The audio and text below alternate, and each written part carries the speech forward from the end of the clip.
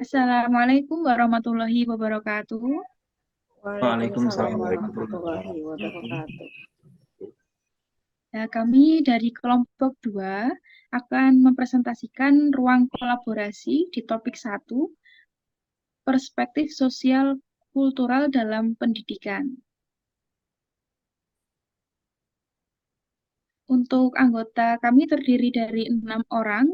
Yang pertama saya sendiri, Anita Astrianti.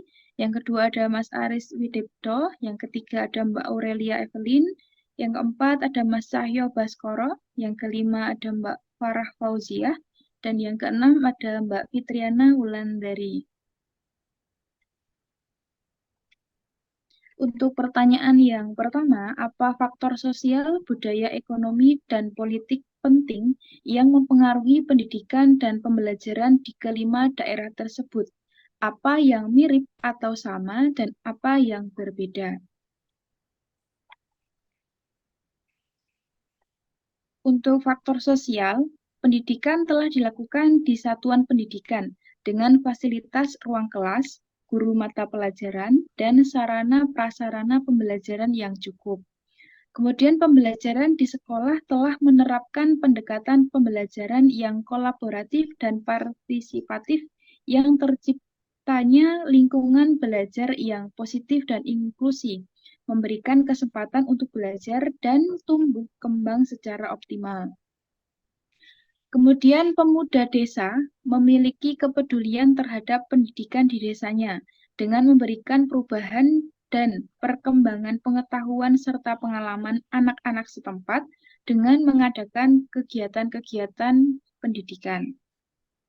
Terkait interaksi sosial kemasyarakatan telah terjalin dengan harmonis dan mendukung perkembangan pendidikan. Untuk selanjutnya akan disampaikan oleh Mas Paris. Baik, untuk di faktor budaya itu yang pertama tradisi unik yang dilakukan setiap bulan Ramadan oleh masyarakat. Selanjutnya ada kegiatan pembelajaran yang menciptakan budaya belajar yang dapat meningkatkan pemahaman dan pengetahuan peserta didik.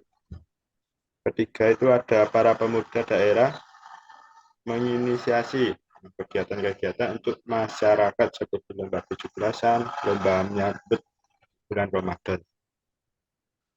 Dan yang terakhir itu ada guru memberikan pengajaran kesenian tarian daerah kepada peserta didik dan mengikut sertakan pada kegiatan-kegiatan perlombaan maupun acara setempat.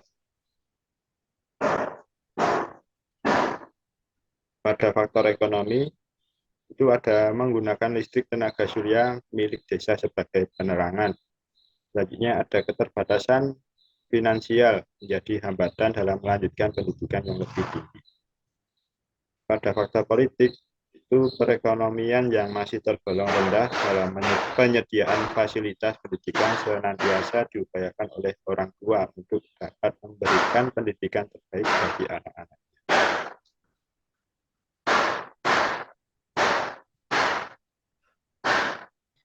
Baik, pertanyaan selanjutnya, bagaimana faktor-faktor tersebut dipertimbangkan dan kemudian diterapkan ke dalam strategi pembelajaran oleh pengajar yang ada di dalam video tersebut?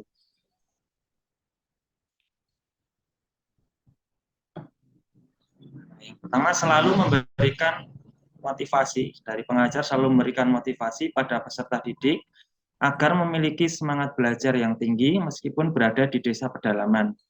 Karena keterbatasan teknologi, ruang kelas, kemudian pencahayaan, membuat guru yang ada di pelosok memanfaatkan alam sebagai media dan sarana bagi siswa untuk belajar.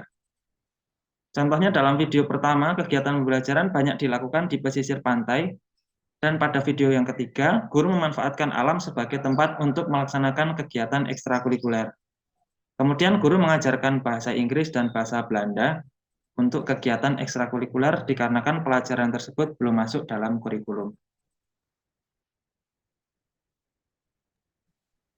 Selanjutnya, pertanyaan ketiga, dengan mempertimbangkan faktor-faktor tersebut, apa yang akan Anda lakukan selain yang sudah dilakukan pengajar tersebut?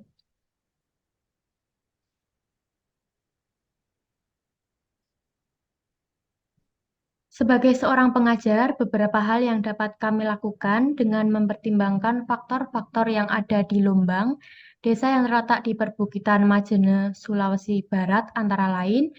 Yang pertama, tentunya melibatkan masyarakat. Kami akan berupaya melibatkan masyarakat terkait pengambilan keputusan tentang pendidikan. Adanya keterlibatan masyarakat setempat akan dapat membantu dalam merancang program pendidikan yang sesuai dengan kebutuhan. Selain itu, dapat memotivasi partisipasi orang tua dalam masyarakat untuk mengupayakan pendidikan bagi anak-anak di desa. Yang kedua, mengupayakan sarana dan prasarana pendidikan yang lebih memadai.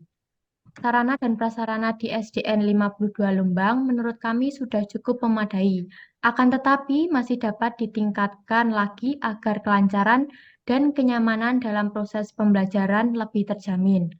Selain sarana dan prasarana, jumlah guru yang ada di SDN Lombang juga masih kurang, yaitu hanya 4 guru.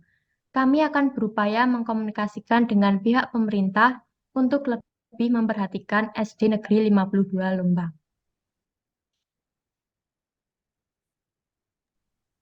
Selanjutnya yaitu mengupayakan sekolah gratis. Nah, kami akan berusaha untuk membantu dan memfasilitasi siswa agar mereka mendapatkan bantuan biaya pendidikan, khususnya bagi siswa yang memiliki latar belakang ekonomi rendah, sehingga faktor ekonomi tidak lagi menjadi penghambat bagi siswa untuk mengenyam pendidikan.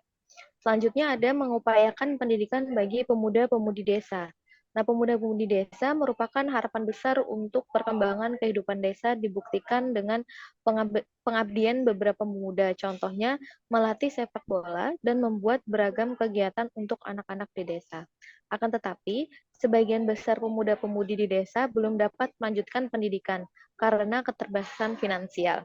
Oleh karena itu, kami akan berupaya menjalin kerjasama dengan mitra dan mengkomunikasikan dengan baik dengan pihak pemerintah untuk dapat memberikan bantuan bagi para pemuda agar dapat melanjutkan pendidikan yang lebih tinggi.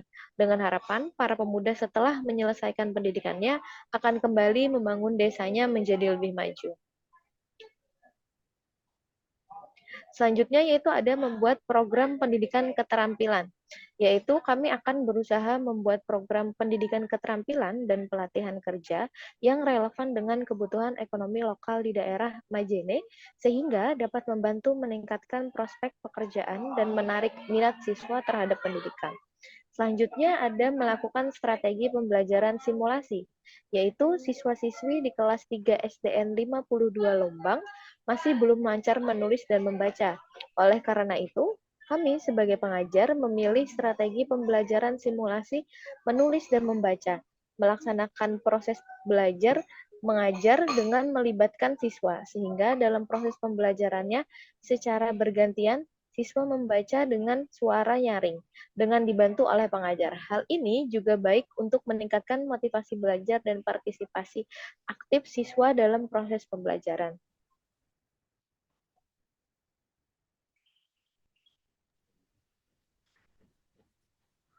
Untuk yang selanjutnya, yang keempat, apakah dengan mempelajari faktor ekonomi, sosial, budaya ekonomi, dan politik penting yang mempengaruhi pendidikan dan pembelajaran mampu mengembangkan diri Anda untuk menjadi pendidik yang baik? Ya, mempelajari faktor sosial, budaya, ekonomi, dan politik yang mempengaruhi pendidikan dan pembelajaran itu sangat penting untuk menjadi pendidik yang baik. Dengan memahami beberapa faktor ini, maka seorang guru dapat mengembangkan dirinya dengan beberapa cara. Yang pertama, memahami siswa.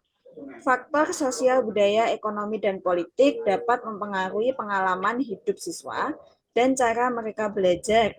Dengan mempelajari faktor-faktor ini, maka sebagai seorang guru dapat memahami latar belakang siswa secara lebih baik dan mengakomodasi kebutuhan mereka dengan lebih efektif. Yang kedua, merancang pembelajaran yang relevan. Dengan mengetahui faktor-faktor sosial, budaya, ekonomi, dan politik yang mempengaruhi siswa, guru dapat merancang pengalaman pembelajaran yang relevan dan bermakna bagi mereka. Nah, ini dapat membantu meningkatkan motivasi dan keterlibatan siswa dalam proses pembelajaran. Yang ketiga, mengatasi kesenjangan belajar. Faktor-faktor sosial budaya, ekonomi, dan politik dapat menyebabkan kesenjangan belajar di antara siswa.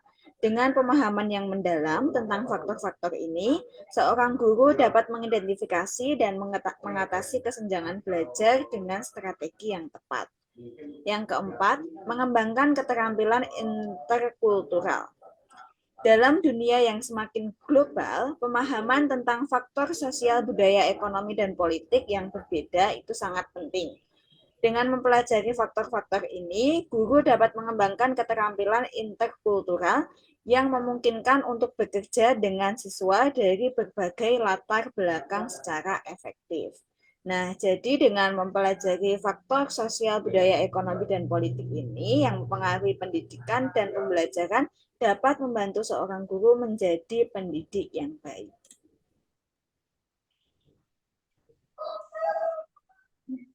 Terima kasih kepada rekan-rekan atas pemaparan presentasi pada topik 1 ruang kolaborasi ini. Apakah ada pertanyaan dulu?